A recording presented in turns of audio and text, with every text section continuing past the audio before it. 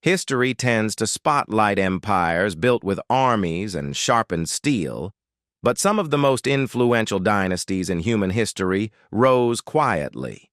They didn't march in with banners or conquer with swords. Instead, they worked in silence, shaping the world from counting tables, candlelit offices, and small decisions that would ripple through Europe for centuries. By the late Middle Ages, Europe was shifting in unpredictable ways. Trade routes stretched across continents. Markets grew louder. Cities ballooned with opportunity and tension. Yet, at the center of all this movement, one thing lagged behind: the financial system. Money was slow, unreliable, and incredibly risky to move. Gold caravans could be robbed. Weather could destroy shipments. And kings, almost all of them, had mastered one thing: debt. Within this fragile environment, the Medici family emerged, not as warriors, not as nobles, but as problem solvers. They saw inefficiencies everywhere: in how merchants paid each other, in how taxes were collected, in how cities handled trade. The Medici didn't aim to become a ruling class. They simply wanted to create order in a world that desperately needed it. Their real innovation wasn't loud or dramatic. It was practical. They improved double-entry bookkeeping, a system that allowed errors to be caught, debts to be tracked, and trust to be built. It sounds simple now, but at the time it was revolutionary, like someone turning on a light in a dark room.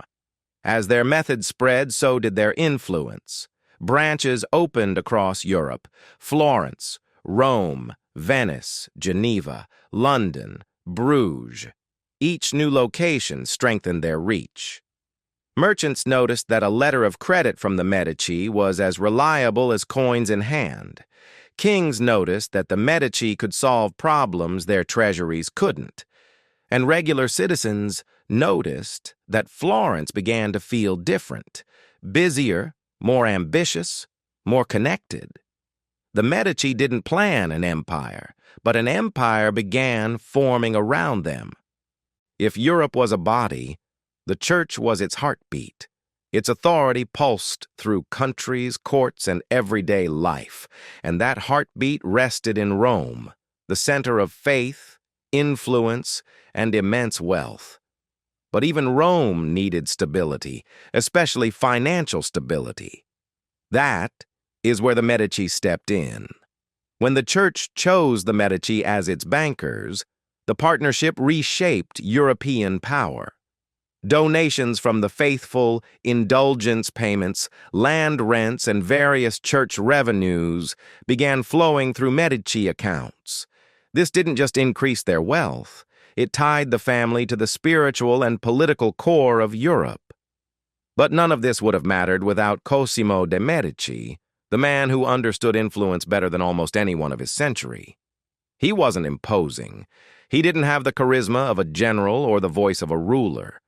Yet Cosimo possessed one unmatched ability. He knew how people worked.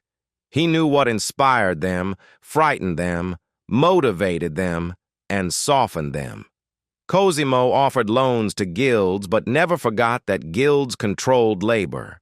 He supported artists, but he also ensured their art reflected Florence's pride. He helped politicians, yet always with subtle expectations attached. His influence wasn't forceful. It was woven quietly into the city's routines. Florence didn't fear Cosimo. It leaned on him. And that dependency made him the city's invisible ruler. During this period, Florence transformed. It became a hub of art, architecture, philosophy, and innovation. Wealth didn't just build buildings, it built ideas. As the Medici funded thinkers and creators, a cultural spark ignited across Europe. What we now call the Renaissance wasn't simply a burst of creativity. It was the result of strategic investment, often coming from Medici gold. Still, in every era, rising power draws shadows. Rival families whispered about the Medici. Noble households resented these bankers who dared to influence politics, and even the church at times grew uneasy with how essential the Medici had become. Power rarely grows without provoking envy, and envy rarely stays harmless. By the mid-1400s, the Medici had become more than a family. They were a force. Florence wasn't just a city anymore. It was a cultural heartbeat for Europe, pulsing with architecture, sculpture, and new ideas about humanity. And much of that pulse came from Medici patronage. Artists flourished under them. Brunelleschi completed his magnificent dome. Botticelli found a patron who believed in the power of imagination. Young Michelangelo was taken under Medici protection, developing skills that would define Western art. These weren't random acts of generosity. The Medici understood that art had the power to shape identity, to elevate a city, and to legitimize a family's legacy. Patronage was both cultural investment and political strategy. Yet while Florence admired the beauty around them, enemies gathered in the shadows. Old noble families bristled at the idea that bankers were steering the destiny of their city.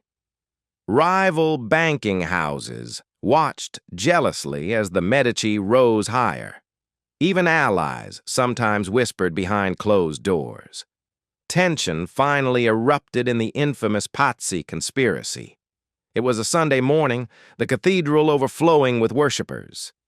The air was thick with incense and murmured prayers. Hidden among the congregation were assassins, men armed with daggers and a plan. Their target, Lorenzo de' Medici and his brother Giuliano. When the attack began, panic ripped through the church. Giuliano was killed instantly. Lorenzo survived, slashing his way out and taking refuge in the sacristy. Outside, Florence exploded into chaos. Crowds demanded justice, streets filled with shouts, fear, and fury. The Pazzi paid for their betrayal, but the attack left a scar that would never fully heal. The message was clear. The Medici had risen too high for some people's comfort. And once a family reaches such heights, every misstep, every risk becomes dangerous. The Medici were powerful, but no power structure is invincible, and financial empires fall differently than kingdoms. They don't collapse with dramatic battles. They erode slowly, quietly, from within. As the Medici network expanded, oversight became more complicated. Branches operated with varying competence. Some managers made poor loans. Others acted dishonestly, hiding losses and inflating profits. Communication lagged. Records became inconsistent. Meanwhile, the biggest threat came from predictable sources.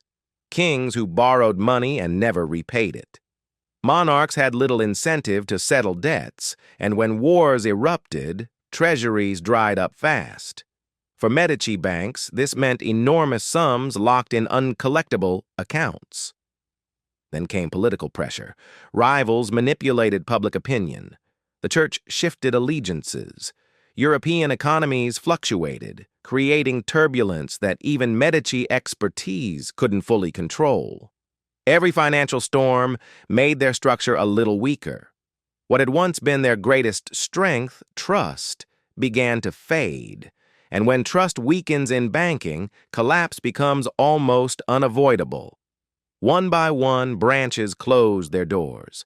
Clerks were dismissed. Ledgers were sealed and filed away. The unraveling was slow, almost gentle, but unmistakable. It wasn't a dramatic fall. It was a long, exhausting surrender to circumstances that outgrew them. Lorenzo de' Medici, often remembered for his cultural brilliance, was also the man who fought hardest to keep the family legacy alive. He negotiated with kings, seeking repayment. He made new alliances, hoping to stabilize finances. He even sold family treasures to keep the system afloat. But history has its own momentum, and even the strongest personalities cannot always stop what has already begun. Political enemies tightened their grip, economic pressure mounted, and internal fractures widened. In the end, the Medici didn't fall with flames or shouting crowds. Their collapse was quieter, almost melancholic. A closing door here, a silent office there, a once great network fading into memory. Yet their influence never truly vanished. They changed art forever. They changed banking forever. They shaped politics, architecture, science, and culture. And their story leaves us with a message both powerful and unsettling. Wealth becomes influence. Influence becomes power. But power, especially power built on trust, rests on fragile foundations. Empires rise, empires fall, and no family, no dynasty, no matter how brilliant or wealthy, stays at the top forever. History doesn't repeat itself, but power has a habit of speaking in rhyme.